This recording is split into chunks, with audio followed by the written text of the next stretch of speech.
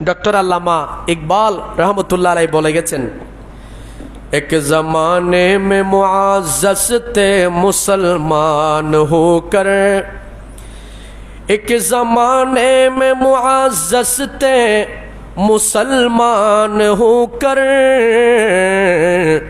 और तुम खार हुए तारीक़ कुरान होकर। जोरे बोलें ना नाउज़ुबिल्लाह।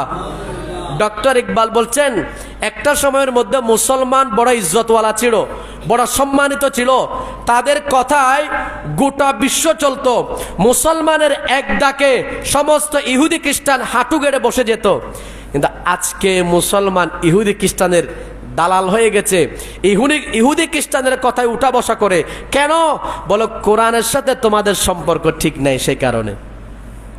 और तुम खार हुए, आज के तुमरा अपदस्थ होच्छो, बेइज्जत होच्छो। केन? तुमरा तारीख कुरान होकर तुमरा कुरान के छुड़े फेलेछो, कुरानेर साथे तुम्हादेर कोनो सम्पर्क आज के नाई, सेई कारणे। जोरे बोली ना नाउजुबिल्लाह।